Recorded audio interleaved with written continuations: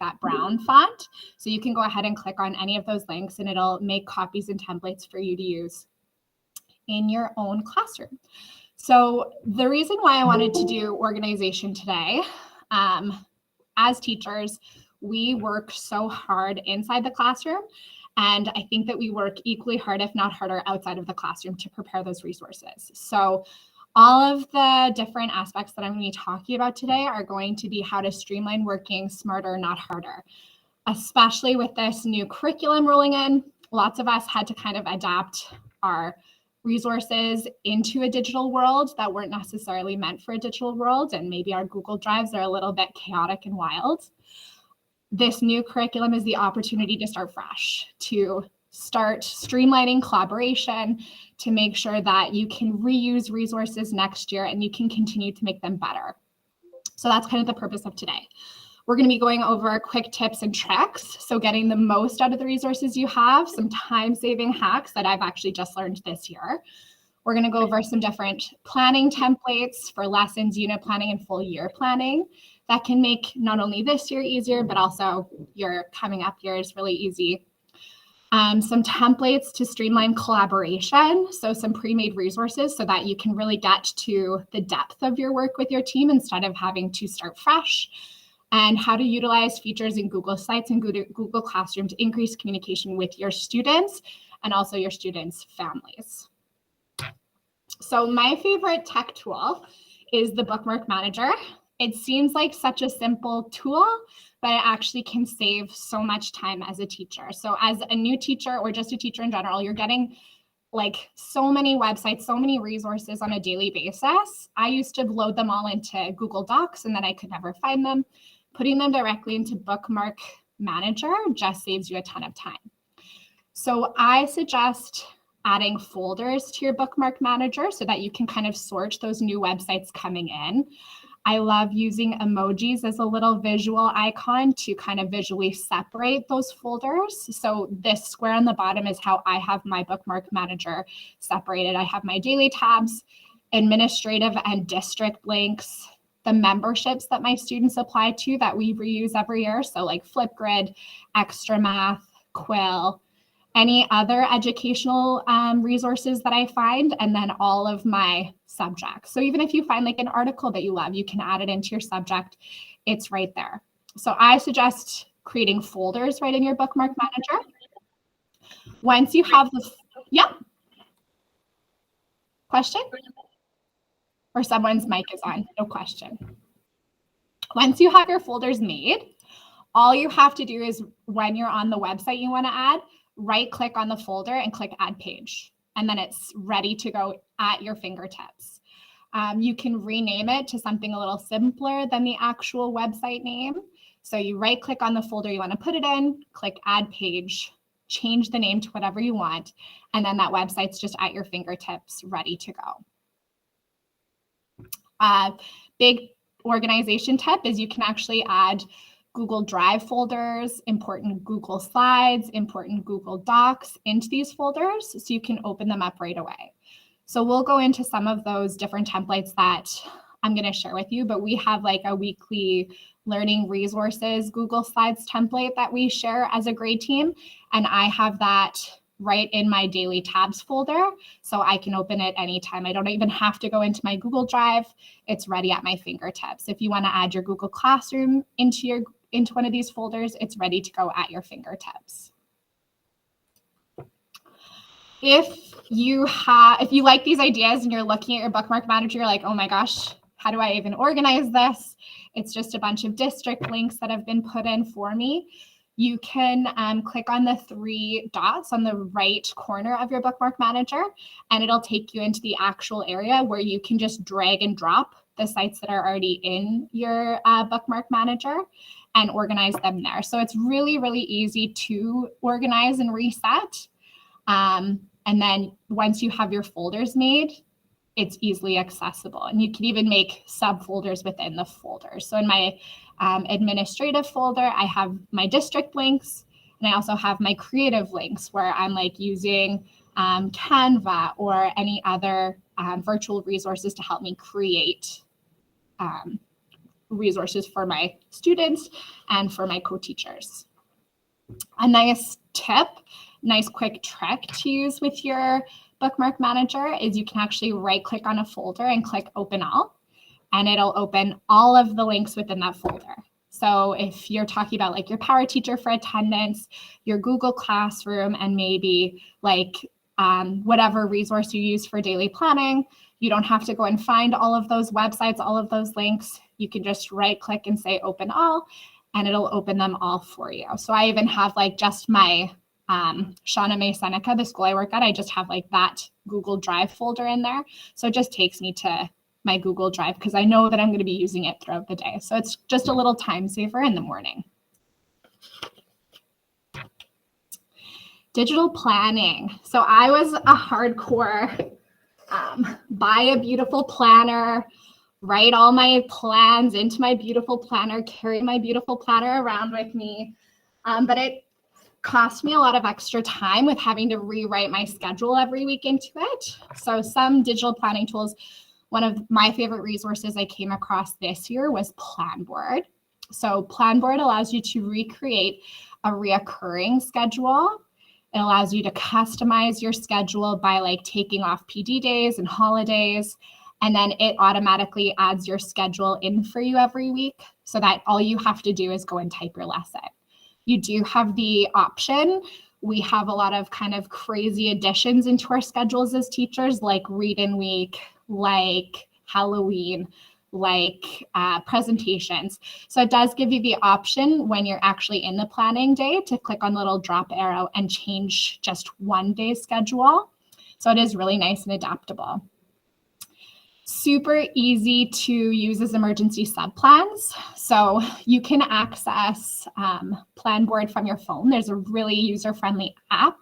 I was in the hospital with my daughter at 11 p.m. and had to make subplans. And while I was holding her with one arm, I was typing my subplans with another arm. And it shares them as a PDF with the time and the subjects all lined up. So really, really nice for something that's on the go as an emergency. And the sticky note feature that you see in the top here, huge lifesaver for keeping track of deadlines that are coming up, for keeping track of additions to your schedule.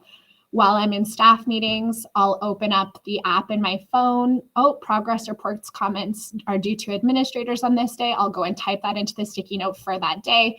And then the week prior, I'll quickly add a little reminder for myself. So it has saved me a ton of time. I'll just open it up and show you what it looks like in real life. So you can see it takes me right to my week. I have just kind of like a little description. I have my student teacher notes in here, a little description as to what's happening on each day. I can look at the entire month. My sticky notes are popping out to me, which is great. Science presentation on this day. I can click on the calendar and take me to a specific day. And it also has a tasks feature as a little to-do list, which is super nice. So really user-friendly program, highly recommended for planning. The weekly team collaboration document. So these are the Google Slides that I was talking about.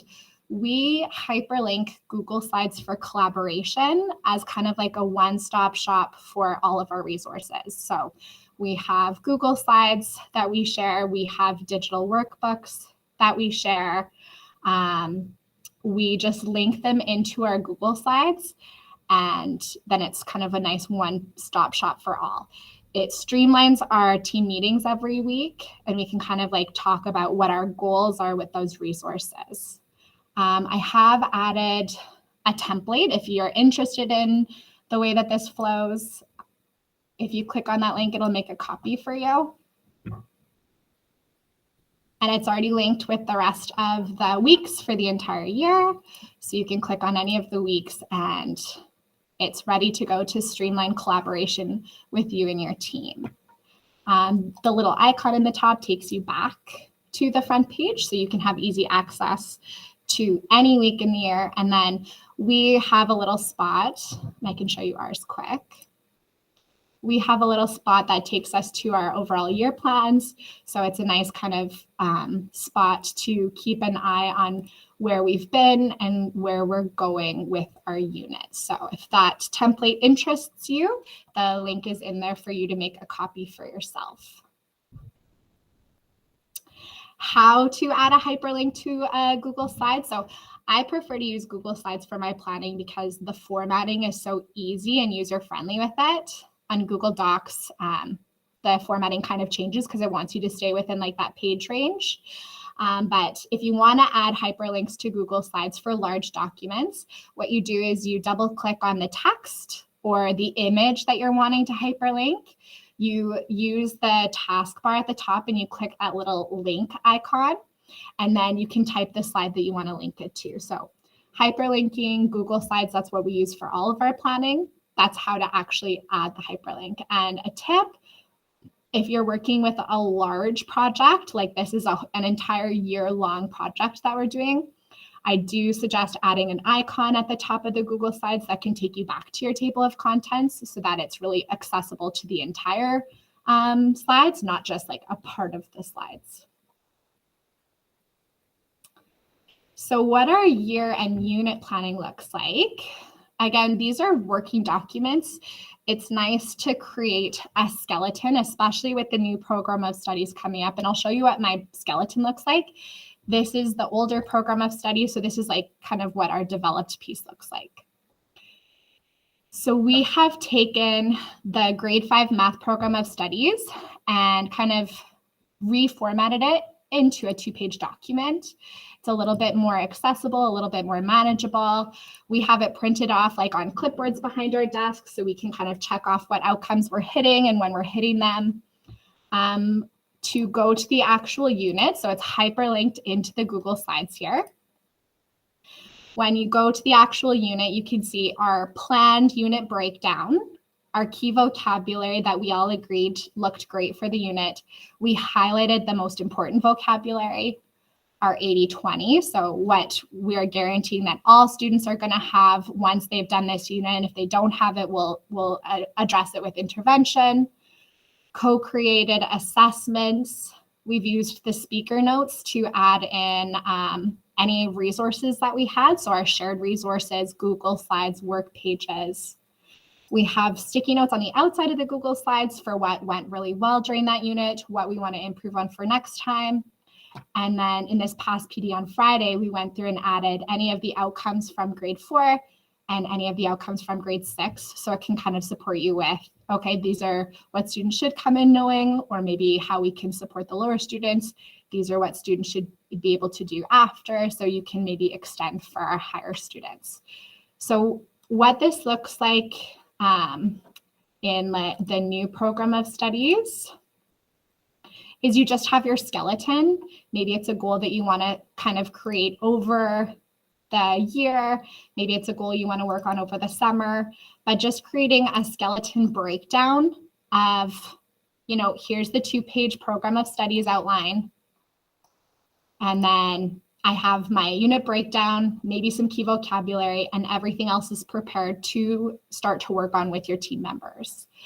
Digital workbooks, we'll go into how to make them, but for each of these new program of studies units, we have digital workbooks that are prepared to add resources. So I haven't added anything yet. I'm not that far ahead, but the base is there to start co-creating workbooks based on the new resources that the district provides us. So that was a look at our math year plan. Here's a look at our social year plan. So it's in a little bit of a different format. Just get rid of some of these extra tabs.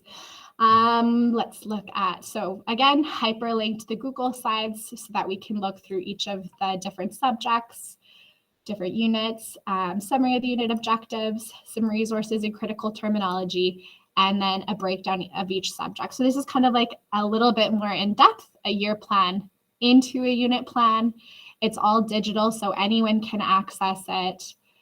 This is what our digital workbooks look like for social. So exactly the same idea for math, but you just kind of got to see, let's see. You just kind of got to see like the breakdown of it. Those are the Google Slides. Here's the student package. Why I love digital notebooks is because it's super easy to send off to print services, super easy to change the order if you notice that the flow wasn't great when you taught it, really easy to add new resources as you're finding them. So digital workbooks we love to add into our weekly collaboration slides, our year plans, and our unit plans. Another cool feature that I'll just add in is the find feature. So if you go Control F, you can search for like a keyword in these big unit plans, and it'll bring you to kind of all of those different sections, all of those different pages.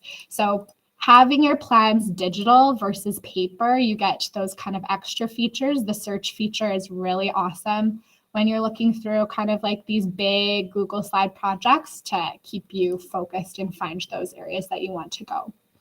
And another great resource that I love sharing with everyone is Slides Go. There are hundreds of free Google Slide templates that you can click and it will automatically make a copy of it and add it into your Google Drive. So if you're wanting to do, like Diwali just came up, there's tons of free stuff for Diwali that you can make a copy of, trees and forests, chemistry, right? Again, these are great skeletons for you to add into a big year plan, like your math year plan or a social year plan, and then something to work on and complete with your team.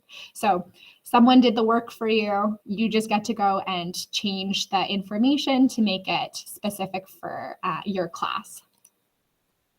So how to create a digital workbook. We do it on Google Slides. The first thing you have to do when you open up Google Slides is change the page size so it matches like a printable dimension. So you go to File, Page Setup, you customize it and change it to the dimensions of 8.5 by 11. So then you can save it as a PDF, or literally I just take these Google Slides and I send it to print services and it comes back a couple months later ready to go. So really big time saver and really nice to talk about what went well and what didn't go well and change it in that moment, right? I didn't print out a bunch of sheets and look at them all on my desk and have to sort and organize them. It was just a drag and drop.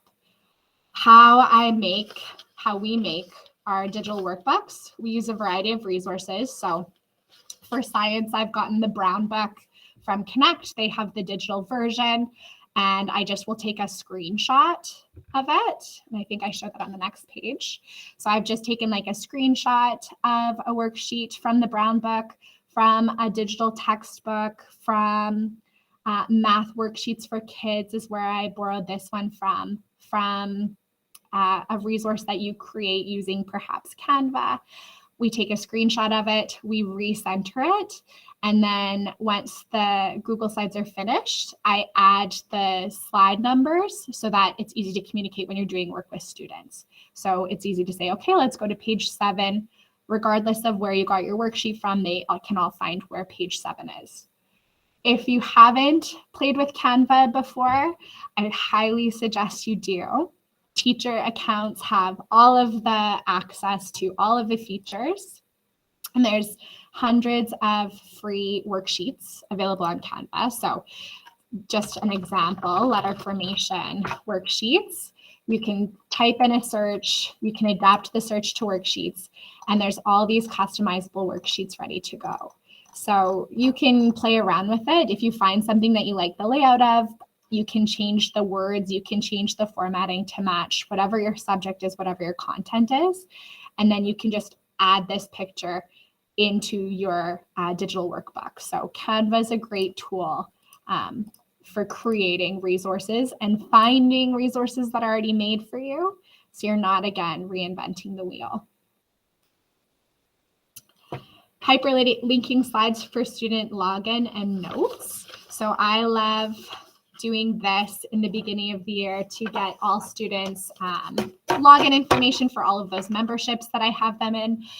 If you're Div 3, perhaps you're just using it to add student notes. Really easy then to share if you have to go away for a week, if you have a student teacher coming in, if you want to share notes about students with other teachers that they're with, it's kind of nice to have. So the student login is hyperlinked. Each page has the student's login information. A life-saving keyboard shortcut that I found this year is, instead of just going Control-C for copy, Control-V for paste, Control-C for copy, and then if you do Control-Shift-V for paste, it'll actually paste whatever content that you just copied into the formatting that you want. So on this Google slide, obviously I have a very specific size and style of font. And when I'm copying and pasting from multiple different places, students' login and information, it would change the font size. It would like highlight it weird. You have to reformat. If you do Control-Shift-V, it'll paste whatever you're trying to copy paste into the text size and style that you want. So that was an amazing find. On my usernames and passwords sheet, I also utilized the speaker notes to put in information from a parent survey that I sent out with getting to know you information. So nice to share with substitutes as well, nice to share with student teachers so that they can kind of have those interests, allergies, family information, the things that in order to teach students successfully, like you should be aware of. And then in Google Slides like that, using that Control-F for find shortcut, if I'm on a different slide and I'm looking for, let's say my student's name is Megan, I want to find Megan's slide really quick, I can go Control-F for find, type in Megan's name, and it'll take me right to her slide. So instead of having to scroll and find her slide, I can use that Control-Find feature. Again, a copy here if you like what this looks like. There's a copy of the template for you to use for your own students. Keeping track. So as teachers, we have endless to-do lists. How can we keep track? There's multiple different resources. I suggest you kind of find one that you like and use it so you don't have multiple tasks going on in multiple places. Google Keep is great because, and I'll just exit out of my slideshow feature here. In Google Keep, the sidebar for any of your Google sites or any of your Google apps, Google Keep is always available. So if you click on that Google Keep button, no matter what app you're working on, your to-do list is going to be right there, and you can create different categories for to-do lists, which is kind of nice. So that's a nice spot to be keeping track. Planboard, like I showed you, if you decide that Planboard is a tool for you. Also, it's free for teachers. Don't know if I said that before, but if Planboard is for you, there's that tasks element for a little to-do list there. Power Teacher Pro has some great options that they've added this year. So you can have like you're collected a little checklist there for collecting student resources all in one place with student marks. So it's kind of nice to have everything condensed into one spot. And the Google Sheets text checkbox feature is a really great feature for keeping track and organized. So I'll show you a Google Sheet that we use in grade 5. Again, if you wish, you can make a copy for yourself and utilize it and change it however you'd like. So we do a multiplication challenge every month, which is a self-marking Google form. I've added the link in here if you're interested. There's also a self-marking division form if you're interested. But since we're doing it every month, we want to keep track of what month students are getting their math fact and like, are they getting their math fact? So I'm utilizing the check mark feature for each of the math facts, and then I'm using the drop down feature for what month they get it in. And then once they finish the multiplication challenge, they move into the division challenge. This might not work for you, but at least you can see how the check mark feature can help to stay organized. Maybe you're doing a book club with your class and you're looking to see, are they actually completing their work every week? So it's just a nice little check mark feature. You can insert it anywhere by selecting the area you want to put it in and just go insert checkbox, and it'll just insert a checkbox for you. So it's a nice area to kind of keep to-do lists, check boxes, things like that. A suggestion that I have to keep track of Google Form assessments is making a separate folder for them. So I have a separate assessments folder, and when I am assigning Google Forms as assessments, I'll just make a separate copy for my students for 2022, 2023. And that way they're all in one spot. So if I'm looking to see how a student did on their whole numbers unit test that I did on Google Forms, it'll be saved directly into that folder. So that's just a little tip to stay organized with your assessments, with your digital assessments. And then my next tip, it's not necessarily totally digital, but it's a lifesaver, is printing class lists on sticky notes. I literally, if I could show you around my desk right now, I have about 5 class lists that I'm looking at. I used to just have these on a Google Sheet on an iPad, but it wasn't always, it would take a little bit to load. It wasn't always super accessible. So having class lists on sticky notes is really handy. I just put it right on my pile. I can keep track of who's handed in what and get on the students who haven't handed things in. If you click on this brown link, it'll take you to the template so that you can make your own for your class as well, if that's something that you're interested in doing.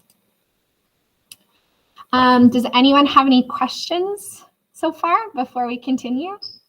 Or anything you want to add? I know it's a lot of information, and these Google Slides are shared with you so that you can watch the replaying GIFs for the how-tos, or you can click on the links to see the copies, but we'll keep going. Just a couple of organizing tips. The Google Slide link can be found in the agenda. So if you go to the agenda for today, and I'll add this in after, or Karen will add it in for me. Thank you so much. You can access the entire Google Slides. So visually organizing Google Classroom. Again, the emojis, I think, are a lifesaver, not only for my own visual organization, but for my students' visual organization. So I love emojis by Joy Pixel. It's just a Google add-on. And I use it to visually separate my topics, but also to visually separate like really important assignments, like that Thirst notebook. They use it all the time. So a little icon is really nice to kind of pull something out to make it stand out if you're using it consistently. Making the Google Classroom stream a communication board versus a notification board. It is emojis by Joy Pixel. And if you click on that brown link, it'll take you to the add-on.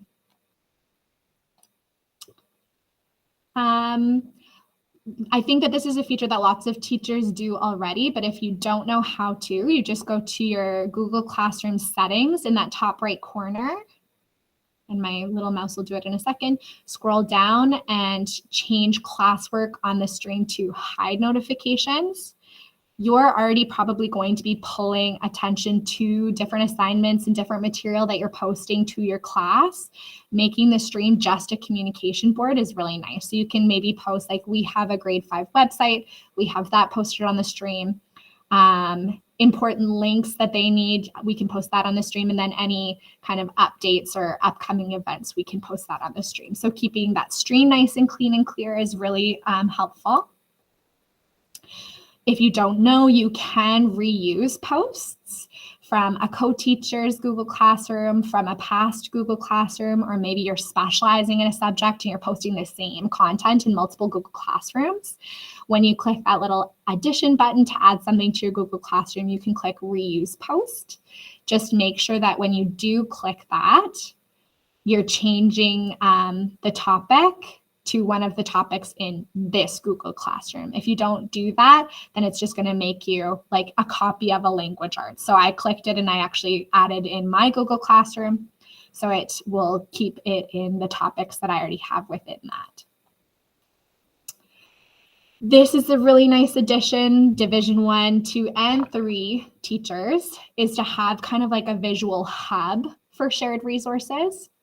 So we have this iPad that we've made for different grade 5 apps that we use all the time. So it's a hyperlink document, and I'll just click on it. I think it's, oh, it takes us to view. Oh, no, it'll let you make a copy if you click on the link. So you can totally take this and change it to however you would like. So it just has our daily websites linked. So if they click on any of the icons, it takes them to a recommended website. So we have our website in here, Flipgrid, we have School Zone, and then we've kind of separated it into different categories, some math practice stuff. And we've utilized the speaker notes to make a list of any early finishers activities if they have the Chromebooks. So it's a nice place to go to, nice place for subs to have. These are appropriate, these are approved, anywhere else is not. I saw a teacher in our junior high division who was utilizing Padlet for shared resources, which I loved. So any Google Slides that she had for each kind of content, each subject, she was putting into one Padlet. So it shows up as one link for students, but then you get this great visual organization here. So that's linked in as well. It's a really nice place. You can add your Google Slides, you can add pictures, great kind of visual hub for multiple resources. So you're not kind of having like a huge list of things in your Google Classroom. It's all in one spot. And then Google Sites. So again, with this new curriculum coming up, it opens up the opportunity to start fresh, to start working on some like basic skeleton pieces for how we can increase that collaboration and communication. So this Google site is something that my team and I have been working on the past 5 years, so it does take time, but it's like a new opportunity to start something digital, something organized in that way. We use it as an at-home learning resource. So just information about how we're going to communicate the curriculum, levels of understanding. And then for each subject, we have separate pages for units. This is a great resource for early finishers in your class, a great resource for students who are missing school for a month or two, and a great way for students to practice at home. So we have like all of the textbook chapters linked in, and we utilize this throughout the classroom day so students know how to use it, but also with their at-home learning. And it's such a great place for parents to go to. It's a little intimidating to start fresh on something like that. So I have added a link here that has just like the bones and the template for the different sections that you can feel free to borrow and use and change and adapt. And that leaves us to share your tips and tricks. So I've created a, there we go. I've created a shared Padlet. So Padlet is kind of like the new Jamboard. Let's see if I can share the link here with you guys. Copy link to clipboard. And I just want to see, kind of make your own post. So you can click this little addition button. You can make your own little post. What tip, trick, resource kind of stood out the most for you today? Is there anything that is going to help you work smarter, not harder? And do you have any other tips and tricks that you can share with us? Because, you know, new things come in all the time that can just save a ton of time. So please share your own ideas. If you have a resource that you're feeling you're feeling giving today, feel free to add a link in there so we can all work together to kind of streamline that preparation process. And does anyone have any questions about anything today? I know it's a lot of information, but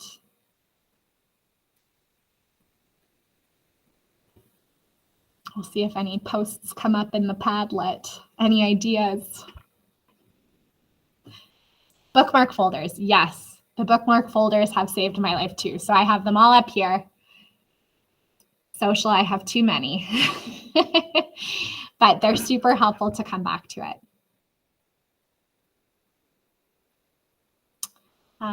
Whoa, here we go. Slide Mania is just like Slide Go. Awesome. I've never heard of Slide Mania. Love the idea of using digital notebooks. Feel like I have resources everywhere. It'll be nice to put them all in one place. 100%. As teachers, we are getting like ideas from here and Teachers Pay Teachers and the Brown Book and this website. So having them all in one place and then making them super easy to reorganize, this didn't go well, I'm going to take that out. It's really handy. Shared resources. There is a student favorite section on the Chromebook start page for students that you can request Tim to link your site to. Oh, I love that. So your grade team website can be linked directly into the Chromebook screen. I had no idea. That's awesome. That is new. Oh, that's why amazing. I added it there. Love and that. so just on that start page, if your school has a site, or if you want to link a bare bones site for each grade level, then the students could click right in there. Of course, they can always go to Google Classroom, which is even better and more direct, but wanted to share. Super cool. Super cool. The sticky note class lists have been really helpful. Yeah. My whole grade team have done the sticky note class lists. I have like class list, like they're everywhere. If you have an iPad or an iPhone, mark classroom assignments using Teach Text. Very, very, very good tip. Awesome. Well, I will keep this link, this Padlet, available and open. So please keep adding to it. Please keep referring back to it because we can learn a lot from each other too. And that's where everything that I have learned from has been from colleagues and Pinterest. So let's keep sharing the wealth. Awesome. Thank you so much for coming today. Super appreciate it. And I hope you all enjoy the rest of your PD.